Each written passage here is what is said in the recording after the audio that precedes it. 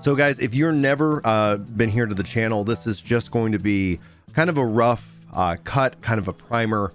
If you're interested in checking out Reaper for the first time, and if you're like, hey, how do I play this job on a controller? So I'm going to walk you guys through like my settings, some of the things that I've got laid out. This is not going to be what I would say is absolutely final in terms of like your level 90 comfort level, but hopefully this serves as a kind of an introduction to the job and how you can kind of play it and hopefully have a good experience. I really want you to take this and make this your own. I want you to own Reaper however it works for you. So hopefully I can give you guys some tips if you've never used a controller. In Final Fantasy XIV, it's fairly easy. So we're just going to kind of film this live. We're going to just jump into it, and I'm going to walk you guys through my setup. First things first, if you've ever seen any of my controller guides, I'll have chapter markers below. If you're just interested in kind of my layout and my reasoning, you can just jump to that chapter. That's something we're going to be doing with the controller guides going forward. So be sure to check out the controller guide playlist because that way we'll have kind of a collection of this stuff for you. So you don't hopefully have to like continue to search and try to find where everything is. Now, first things first, under character configuration, if you want to jump into controller gameplay, it is a simple toggle. You actually have two different UIs, one for the controller UI and one for the keyboard and mouse UI. And you have different settings, a whole different layout and more. So if you're somebody who wants to jump between the two, you're going to be in a really good spot for playing this and having that setup. Now, I'm in controller and I also use legacy type camera-based movement. And so just to kind of highlight what legacy camera-based movement is I run this way, highlighted on the controller. However I move, my character is going to move. If I switch this up for you guys and go into character configuration and switch it to standard type, character-based movement, now if I pull back on the right, the left stick, I'm going to walk backwards. So you can see how that's a difference in terms of how you interact with the game. Honestly, it is a preferential choice. However you choose to use it will end up being a really good thing. I want to spend a little bit of time on targeting. Targeting and filters are a real key aspect to Final Fantasy XIV. I've been asked multiple times while playing this game, how do you select this NPC among the sea of other players? Well, on a controller, it's very standard. You just press A. Pressing A is going to have it automatically default to your nearest like selectable NPC based off of your position and how and what direction you're looking. So in a field of other players, you don't have to try and target by lefting and righting on the D-pad, which is a way that you can target various things in this game. I don't know why I'm like showing you the back of my controller. Like and subscribe. You can just press A. You can actually set up a keyboard shortcut for this on your computer as well under your keybinds. I usually bind that to my F key. That's just something I got from Guild Wars 2. I've used it across the board in all of my other games. F is my interact key. I'm gonna get some F's in chat. All right, let's see here. Character config. Let's talk about our filters, because essentially you have two states. You have your weapon sheathed and you have your weapon drawn. My weapon is drawn. When it is, I'm only focusing in on enemies. That's any kind of enemy that I can hit. You'll notice that when I press left and right on the D-pad with my weapon out, I won't target anything else, while at the same time focusing in here on party PCs, alliance members, aggroing. You'll notice that party members themselves are not turned on. And for healers out there, and for anybody out there who wants to like focus in on party members, pressing up and down on the D-pad will actually have you cycle through them. And then left and right will actually cycle in this regard. So I have party member cycling set directly to up and down. That's going to hopefully make it a little bit easier for you. Now let's see here. You can see me kind of targeting other players, the market boards and more. My weapon is out. If I press like the left stick is a click, that is a way that you unsheath your weapon manually. And now if I press left and right on the D-pad, nothing else is targeting except for the target dummies that I can hit. So this is going to give me that, you know, obviously that functionality and that ability. Woohoo! I really love that ability.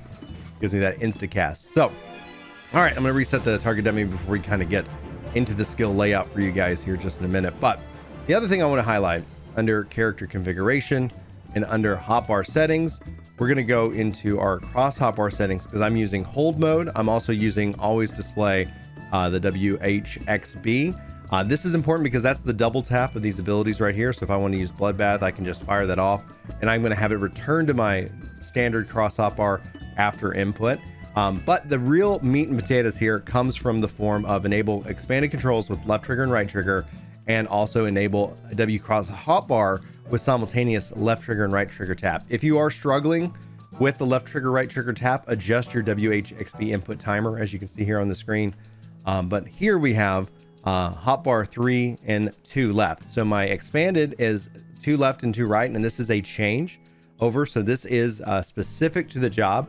And then my 3 left and 3 right are my W cross hotbar. A number of questions usually get if I pull up my character abilities. That's not my abilities, my character abilities, and say I want to drag and drop a skill onto the WHXB. That is not possible. You cannot do that. If you're ever using virtual mouse mode, if you don't have a mouse and keyboard, like I think it's L bumper and down on the right stick. So hold left bumper, press click on the right stick, and all of a sudden your right cursor becomes a mouse, and left trigger, right trigger will work, allowing you to click and drag. It's actually left click in this case.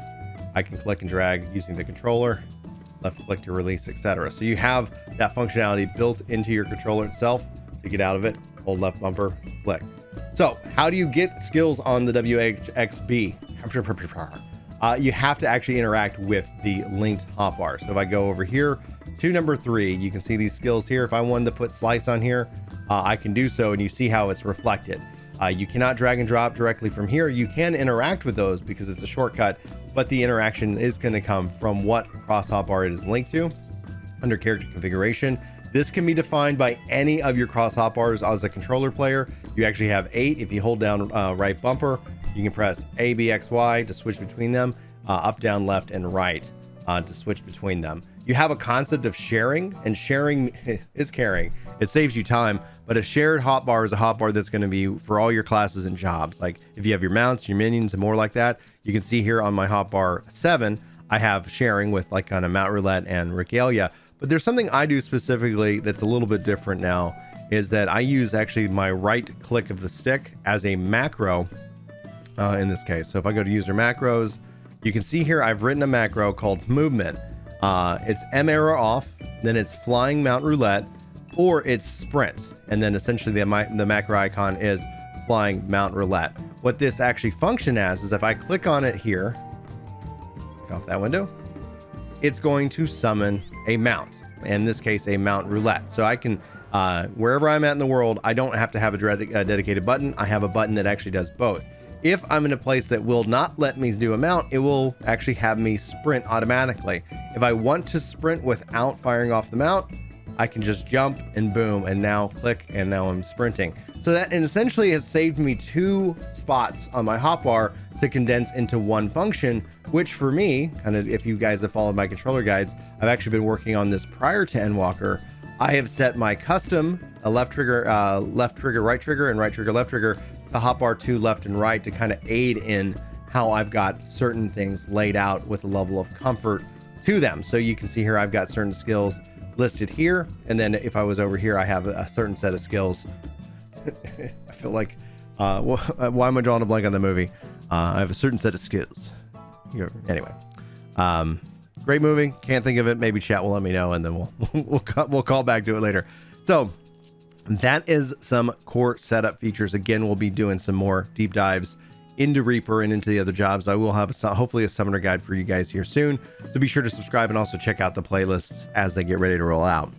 All right, hopefully that's a good primer. If you guys have any questions, if that didn't cover what you need, let me know. I'm sure I either have a guide for you, or we can hopefully get your questions answered in the chat. But I'm going to kind of go through my skills and how I've got them set up. Typically, and how I'm thinking through going into Endwalker, is I've got like my right hand side by holding right trigger as kind of my single targets. A, B, and X and Y are your abilities that you want to have that flexibility for movement, because I can fire off A, B, and X and Y at any point in time while moving, which is a huge help, especially in the battlefield, and especially in Endwalker. We're going to have a lot of movement-based dungeons. So you'll notice that I will prioritize skills that are instant on A, B, X, and Y, and typically less so on up, down, left, right. Still viable to be able to fire off these skills, but a little bit less so, because essentially you're gonna, it's a little bit less comfortable to try and move and press up, down, and left and right button. It is doable, but it's not necessarily something I would rate as the most comfortable. We got some new buildings here, so it's kind of throwing off my camera angle. All right. So the core of it, I'm starting off here on the right hand side with my single targets, and on my left hand side with kind of my AoE rotation, and then being able to jump into my expanded, especially for Reaper when I want to interact with my avatar and more. So we start with Slice, going into Waxing Slice, and then into Infernal Slice. This is your basic combo. This combo is going to build up your soul gauge. This is going to allow you to do your basic moves. Also Shadow of Death right here, this being a damage buff that you are applying to the target, and if they die with the debuff on them, you're going to get some more soul gauge. So this is kind of really important. The AoE side of it in this case is going to be Spinning Scythe, Nightmare Scythe, you have Whirl of Death, and you also have Soul Scythe. These are different AoE abilities that then combo into various AoE abilities on the expanded, and we'll go through in that detail. So over here on the up, down, left, right, I've gone ahead and set Gluttony. This is a level, this is an ability. It looks like it's level 76. So you can preset your abilities, being that this, the Reaper starts at level 70. This is just a primer. I've got Hell's Ingress and Hell's Egress. This is in and out. And so if you look at here when I'm targeting this guy, I set it so that, like you see here, that I'm pressing back and down essentially, and it tells me that I want to jump backwards. So I'm trying to use the UI to help inform what I need. I don't have, you can see here on the expanded, I have the harp, which is essentially a skill that combos off of my in and out. And then that way, essentially, it's like I can kind of fire that off, but I use it and then I just jump in. So if I need to jump back in, I can do so, and even fire off harp, which is now an instant cast ability. So we covered that, Gluttony, and then Arcane Circle, level 72 ability. So these are abilities that are coming down the line. On the WHXB right now, I've got Enshroud, Bloodbath, Arm's Length, Feint, True North, and that's where I set Slice as a part of this demo. You can slice up there if you want. On the right hand side, we covered my AoE side, and then I have Gluttony, Bloodstock, Arcane Circle, and Soul Show. That's a level 82 ability. Again, I'm just kind of presetting some abilities. My UI, I've actually got set up a little bit just as a HUD layout. I have a hotbar 4, and if I go pick on hotbar 4 for a second using the UI settings, I have it as a 3x4 grid. That way I can set certain abilities. So you can see here, my gauge is ready to go off. I've got Grim Swathe here. I've also got Soul Slice. These are important to tell me Giblet, Gallows, and Guillotine, and when they're ready to go, because they're not always up and active. So if I want to jump into it, I can actually jump over here. Then if I'm behind the target, I can press like A to fire that off. And if I'm in front of the target or on the side of the target, I can press B, and that's essentially, I'll show you that layout. But I can then also fire off this ability, use this, and go right into it, and then go back into my main for soul gauge building, rotation. All right, so let's show you guys hotbar 2. So you can see here that obviously Soul Slice is going to kick off. It's going to give me that free 50 soul gauge, which gives me a Grim Swath. Grim Swath is going to allow me to execute Giblet or Gallows, and if I'm in an AoE perspective, a Guillotine. So Gallows is from the rear, and that's why I put it on a down button. So if I was going to have to target something, I kind of think of my targeting circle positional on the D-pad, and then Giblet is on the flank. So all that, how that works. So to show you guys that here in real time, the flank is anything where you can see these arrows and it's going to tell you where it's pointed. So here's the front of your target, here's the flank, and this little gap here is the rear. So when you get that additional bonus from executing it in the correct position, that's a massive DPS bonus. 460 to 520. That is a huge jump. So you definitely want to be thinking positionally. If you're worried or if the boss is moving, that's where you want to fire off charges of True North. It removes that directional requirement, thus allowing you to continue to have that buff and more played out with it. So just note that is essentially how it's going. And then while I'm filming this, Chris dropping a 20 spot OP sticker. Thank you so much for that support. All right, so we covered those skills on the left hand side, because again, I still have those abilities as part of my AoE.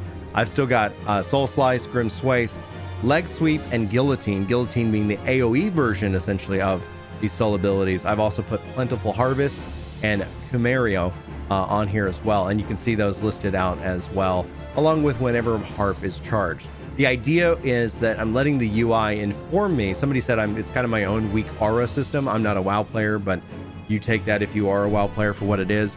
Kind of built out my own weak aura system so that as I'm playing, I'm not necessarily having to have all of my buttons always in my face down here for those actions. I'm able to kind of hide them as a part of this expanded cross hotbar and communicate to myself when they're ready to go. So if I want to do something of an AoE rotation, I'd probably open with this and hit that debuff on everybody just to build up more soul gauge. I can get my AoE rotation soul gauge building up, rocking, rolling, jump in here, fire it off again, and then right back into my AoE rotation. So that is essentially how I've got my skills set up. I'm going to be hopefully doing better, deeper dives into kind of layouts and skills, more 101 stuff coming here up on the channel soon. So I do appreciate it if you subscribe and join the 25% of you who already have. Thank you to everybody. Thanks for being here. Thanks for watching. Thanks for listening. If you got any questions, just let me know. I'm here to help and look forward to more updated controller guides and detailed guides about Final Fantasy XIV in the coming weeks. Thanks for being here. You guys rock. Love you faces. Until next time, take care.